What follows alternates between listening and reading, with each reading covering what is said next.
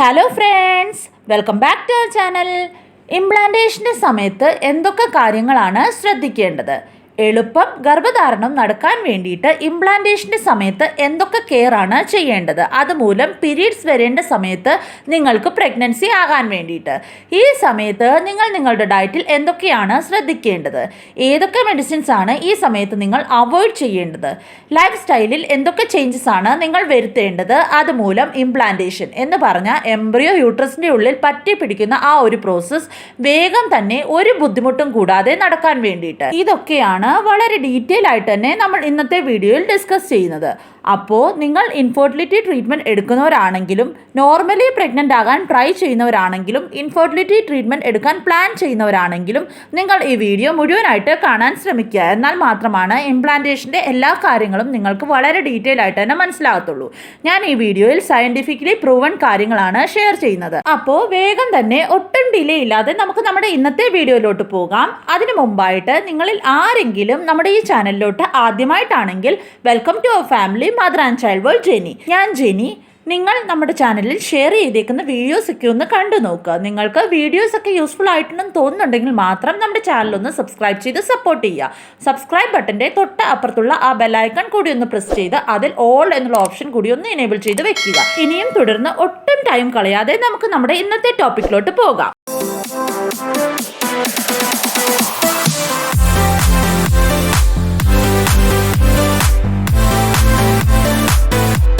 അപ്പോൾ ആദ്യമേ നമുക്ക് ഇതറിയണം, ഞാൻ ഇംപ്ലാന്റേഷൻ എന്ന് പറയുന്നത് ഏത് സമയത്തെ കാര്യമാണെന്ന്. അണ്ടം സ്പേമുമായി ഫെർട്ടിലൈസ് ആയിക്കഴിഞ്ഞ് യൂട്രസിൻ്റെ വോളിൽ പറ്റിപ്പിടിക്കുന്ന എന്ന് പറഞ്ഞാൽ ഇംപ്ലാന്റ് ആകുന്ന ആ ഒരു പ്രോസസ്സിനെയാണ് ഇംപ്ലാന്റേഷൻ എന്ന് പറയുന്നത്. അത് ഞാനൊരു എക്സാമ്പിൾ ത്രൂ പറഞ്ഞു തരാം. സപ്പോസ് നിങ്ങൾക്ക് ഒരു 28 ദിവസത്തെ സൈക്കിൾ ലെങ്ത് ആണെങ്കിൽ ഒരു 20 ദിവസം ഒക്കെ കഴിഞ്ഞിട്ട് എന്തൊക്കെയാണ് ശ്രദ്ധിക്കേണ്ടതെന്ന് നോക്കാം. പീരീഡ്സിൻ്റെ ലെങ്ത് എങ്ങനെയാണ് കാൽക്കുലേറ്റ് ചെയ്യുന്നത്? നിങ്ങൾക്ക് ഒരു 28 ദിവസത്തെ സൈക്കിൾ ആണെങ്കിൽ എന്ന് പറഞ്ഞാൽ എന്നാണോ പീരീഡ് സ്റ്റാർട്ടായേ ആ ഡേയെ നിങ്ങൾ ഡേ 1 ആയി കാൽക്കുലേറ്റ് ചെയ്യുക. നെക്സ്റ്റ് പീരീഡ്സ് ആകുന്ന ആ ഡേ വരെയാണ് കാൽക്കുലേറ്റ് ചെയ്യേണ്ടത്. ആ ഒരു ഗ്യാപ്പിനെയാണ് സൈക്കിൾ ലെങ്ത് എന്ന് പറയുന്നത്. അപ്പോൾ നിങ്ങൾക്ക് ഒരു 28 ദിവസത്തെ സൈക്കിൾ ലെങ്ത് ആണെങ്കിൽ 20 ദിവസം കഴിഞ്ഞ് എന്തൊക്കെയാണ് ശ്രദ്ധിക്കേണ്ടത്? ഒരു പക്ഷേ നിങ്ങളുടെ സൈക്കിൾ ലെങ്ത് 30 ദിവസത്തെ ആണെങ്കിൽ 22 ദിവസം കഴിഞ്ഞ് നിങ്ങൾ എന്തൊക്കെയാണ് ശ്രദ്ധിക്കേണ്ടത്? ഒരു പക്ഷേ നിങ്ങളുടെ സൈക്കിൾ ലെങ്ത് 32 ആണെങ്കിൽ 24 ദിവസം കഴിഞ്ഞ് നിങ്ങൾ എന്തൊക്കെയാണ് ശ്രദ്ധിക്കേണ്ടത്? ഒരു പക്ഷേ നിങ്ങളുടെ സൈക്കിൾ ലെങ്ത് 35 ആണെങ്കിൽ 27 ദിവസം കഴിഞ്ഞിട്ട് നിങ്ങൾ എന്തൊക്കെയാണ് ശ്രദ്ധിക്കേണ്ടത്? അതിനിയും നമുക്ക് ഡീറ്റെയിൽ ആയിട്ട് തന്നെ നോക്കാം. ഇനിയും നിങ്ങൾക്ക് ഞാൻ ഈ പറഞ്ഞതല്ല സൈക്കിൾ ലെങ്ത് എങ്കിൽ നിങ്ങൾക്കത് തന്നെ കാൽക്കുലേറ്റ് ചെയ്യാവുന്നതാണ്. ആദ്യമേ നമുക്ക് ഡയറ്റിൽ എന്തൊക്കെയാണ് ശ്രദ്ധിക്കേണ്ടതെന്ന് ഡീറ്റെയിൽ ആയിട്ട് നോക്കാം. നിങ്ങൾ ഇംപ്ലാന്റേഷന് അല്ലെങ്കിൽ പ്രഗ്നൻസിക്ക് ട്രൈ ചെയ്യുന്നുണ്ടെങ്കിൽ നിങ്ങൾ പപ്പായ ഇംപ്ലാന്റേഷൻ്റെ സമയത്ത് പപ്പായ എന്തായാലും കഴിക്കാൻ പാടില്ല. സ്പെസിഫിക്കലി പച്ച പപ്പായ.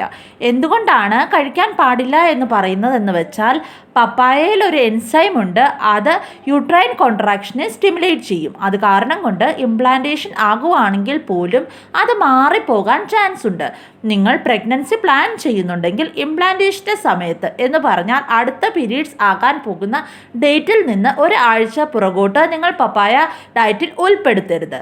പിന്നെ പ്രോട്ടീൻ്റെ ഇൻടേക്ക് കൂടുതൽ ആക്കാനും കാർബോഹൈഡ്രേറ്റിൻ്റെയും ഫാറ്റിൻ്റെയും ഇൻടേക്ക് കുറയ്ക്കാനും ശ്രദ്ധിക്കണം. ജങ്ക് ഫുഡ്സ് ഈ സമയത്ത് എടുക്കുന്നത് ഒരു പരിധിവരെ നിങ്ങൾ കുറയ്ക്കുക. കാരണം ഇതെല്ലാം നിങ്ങൾ ശ്രദ്ധിച്ചാൽ മാത്രമേ ഹോർമോൺസ് എല്ലാം കറക്റ്റായി മെയിൻറ്റെയിൻ ആയി ഇരിക്കത്തുള്ളൂ. അപ്പോൾ അതുകൂടി ഒന്ന് ശ്രദ്ധിക്കുക. രണ്ടാമത്തെ മെയിൻ കാര്യം, നിങ്ങൾ NSAID അത് ഒരു തരത്തിലുള്ള പെയിൻ കില്ലറാണ്. ഇബുപ്രൂഫിൻ, ബ്രൂഫിൻ, ഡൈക്ലോഫിനാക് പോലത്തെ മെഡിസിൻസ് അത് ഈ സമയത്ത് നിങ്ങൾ എടുക്കാൻ പാടില്ല. ഞാൻ പെയിൻ കില്ലറിൻ്റെ കാര്യം എടുത്തു പറഞ്ഞത് എന്താണെന്ന് വെച്ചാൽ ഇംപ്ലാന്റേഷൻ ആകുന്ന സമയത്ത് എംബ്രിയോ യൂട്രസിൻ്റെ ഉള്ളിൽ പറ്റിപ്പിടിക്കുന്ന ആ ടൈമിൽ കോമൺലി സ്ത്രീകൾക്ക് പെയിൻ കണ്ടുവരാറുണ്ട്. വയറിൻ്റെ താഴ്ഭാഗത്ത് വേദന അനുഭവപ്പെടും. അപ്പോൾ സാധാരണ ഒരു പെയിൻ കില്ലർ എടുത്ത് കഴിക്കുന്ന ഒരു ടെൻഡൻസി കണ്ടുവരാറുണ്ട്. പിന്നെ ചിലവർക്ക് മൈഗ്രെയിൻ, ഹെഡേക്ക് അല്ലെങ്കിൽ ബോഡി പെയിൻ ഒക്കെ ഉണ്ടാകുമ്പോൾ പെയിൻ കില്ലർ കഴിക്കേണ്ട ആവശ്യം വന്നെന്ന് വരാം. പക്ഷേ ആ സമയത്ത് കോമൺലി നിങ്ങൾക്ക് കിട്ടുന്ന കോംബിഫ്ലാം, ബ്രൂഫിൻ ഇങ്ങനത്തെ പെയിൻ കില്ലർ നിങ്ങൾ അവോയ്ഡ് ചെയ്യുക തന്നെ ചെയ്യണം. സപ്പോസ് നിങ്ങൾക്ക് സഹിക്കാൻ പറ്റാത്ത പെയിൻ വന്നു എന്ന് വെച്ചാൽ മാത്രം പാരസെറ്റമോൾ നിങ്ങൾക്ക് എടുക്കാം, അത് സേഫ് ആണ്. Non steroidal anti inflammatory drugs Brufen പോലത്തെ എന്തുകൊണ്ടാണ് അവോയ്ഡ് ചെയ്യണം എന്ന് പറയുന്നത് എന്ന് വെച്ചാൽ ഇതിൻ്റെ മെക്കാനിസം ഓഫ് ആക്ഷൻ നിങ്ങളുടെ ശരീരത്തെ പ്രോസ്റ്റാഗ്ലാൻഡിൻ്റെ റിലീസ് ഇൻഹിബിറ്റ് ചെയ്യും. നിങ്ങളുടെ ശരീരത്ത് പ്രോസ്റ്റാഗ്ലാൻഡിൻസ് റിലീസ് ആയില്ലെങ്കിൽ ഇംപ്ലാന്റേഷൻ നടക്കുക എന്ന് പറയുന്നത് ഡിഫിക്കൽട്ടായ ഒരു കാര്യമാകും. കാരണം ഇംപ്ലാന്റേഷൻ നടക്കാൻ വേണ്ടിയിട്ട് പ്രോസ്റ്റാഗ്ലാൻഡിൻസ് ഒരു ഇമ്പോർട്ടൻറ്റ് റോൾ തന്നെയാണ് പ്ലേ ചെയ്യുന്നത്. പ്രോസ്റ്റാഗ്ലാൻഡിൻസിൻ്റെ റോൾ ഇംപ്ലാന്റേഷന് തന്നെയല്ല ഓവുലേഷനും ഒരുപാട് ആവശ്യമാണ്. അതുകൊണ്ട് തന്നെ സ്പെസിഫിക്കലി ഈ ഒരു ഡ്യൂറേഷനിൽ നിങ്ങൾ ഈ കാറ്റഗറിയിലുള്ള മെഡിസിൻസ് അവോയ്ഡ് ചെയ്യണം. ഇപ്പോൾ നമ്മൾ ഡയറ്റും മെഡിക്കേഷൻ്റെയും കാര്യം പറഞ്ഞു കഴിഞ്ഞു. ഇനിയും അടുത്തത് എക്സസൈസിൻ്റെ കാര്യം പറയാം. ഒരുപാട് ആളുകൾക്ക് ഹോർമോണൽ ഇംബാലൻസ് ഉണ്ടാകും. അതുകൊണ്ട് തന്നെ ഡോക്ടേഴ്സ് അവർക്ക് എക്സസൈസ് ചെയ്യാൻ അഡ്വൈസ് ചെയ്തിട്ടുമുണ്ടാകും. ജനറലി നമ്മൾ എന്താ പറയുന്നത്, എക്സസൈസ് ചെയ്യുമ്പോൾ ഹോർമോൺ ബാലൻസ് ആയിട്ട് ഇരിക്കുമെന്ന് അല്ലേ? അങ്ങനെ നിങ്ങളും കേട്ടിട്ടുണ്ടായിരിക്കുമല്ലോ. പക്ഷേ ഇംപ്ലാന്റേഷൻ്റെ സമയത്ത് നിങ്ങൾക്ക് എക്സസൈസ് കുറച്ച് മോഡിഫൈ ചെയ്യേണ്ട ആവശ്യമുണ്ട്. ഒരുപാട് വിഗറസ് ആയിട്ടുള്ള ഹാർഡായിട്ടുള്ള എക്സസൈസ് നിങ്ങൾ ചെയ്യരുത്. എന്ന് പറഞ്ഞാൽ ജമ്പിങ്, റണ്ണിങ്, എയറോബിക്സ് ഇതൊക്കെ ഒന്ന് അവോയ്ഡ് ചെയ്യണം. ആ സ്ഥാനത്ത് നിങ്ങൾക്ക് ബ്രിസ്ക് വാക്ക്, ബ്രീത്തിങ് എക്സസൈസസ് ഒക്കെ ചെയ്യാവുന്നതാണ്. എക്സസൈസസ് നിങ്ങൾക്ക് കംപ്ലീറ്റ്ലി സ്റ്റോപ്പ് ചെയ്യേണ്ട ആവശ്യമില്ല. ബട്ട് ഡെഫിനറ്റ്ലി നിങ്ങൾ എക്സസൈസസ് കുറച്ച് ലൈറ്റർ ആക്കുന്നത് നല്ലതായിരിക്കും. ഇംപ്ലാന്റേഷൻ്റെ സമയത്ത് റിലേഷൻഷിപ്പും അവോയ്ഡ് ചെയ്യുന്നത് നല്ലതാണ്. ഇംപ്ലാന്റേഷൻ ആകാനുള്ള പോസിബിലിറ്റി കൂടും. ഇംപ്ലാന്റേഷൻ്റെ സമയത്തും അത് കഴിഞ്ഞും നിങ്ങൾ ഒരുപാട് ഹൈ ടെമ്പറേച്ചർ അവോയ്ഡ് ചെയ്യണം. ഹൈ ടെമ്പറേച്ചർ അവോയ്ഡ് ചെയ്യണം എന്ന് പറഞ്ഞാൽ ഇതല്ല പറഞ്ഞ് നിങ്ങൾക്ക് ചെറു ചൂടുവെള്ളത്തിൽ കുളിക്കാൻ പാടില്ല എന്ന്. നിങ്ങൾക്ക് ചെറു ചൂടുവെള്ളത്തിൽ കുളിക്കാം, അതിന് പ്രോബ്ലം ഇല്ല. പക്ഷേ ഒരുപാട് ഹൈ ടെമ്പറേച്ചർ അവോയ്ഡ് ചെയ്യണം. അത് നിങ്ങളൊന്ന് ശ്രദ്ധിക്കണം. ഈ പറഞ്ഞ കാര്യങ്ങൾ എല്ലാം നിങ്ങൾ ശ്രദ്ധിക്കുവാണെങ്കിൽ ഇംപ്ലാന്റേഷൻ സക്സസ്ഫുൾ ആകാനുള്ള പോസിബിലിറ്റി കൂടും. പ്രഗ്നൻസി ആകാനുള്ള പോസിബിലിറ്റിയും കൂടും. അപ്പോൾ ഇന്നത്തെ വീഡിയോ ഇത്രയേ ഉള്ളൂ. ഈ ഒരു വീഡിയോ നിങ്ങൾക്ക് യൂസ്ഫുൾ ആയിട്ടുണ്ടെന്ന് പ്രതീക്ഷിക്കുന്നു. ഈ ഒരു വീഡിയോ നിങ്ങൾക്ക് യൂസ്ഫുൾ ആയിട്ടുണ്ടെങ്കിൽ നിങ്ങളുടെ മറ്റുള്ള ഫ്രണ്ട്സിലേക്കും ഈ ഒരു വീഡിയോ ഒന്ന് മാക്സിമം ഷെയർ ചെയ്ത് കൊടുക്കുക.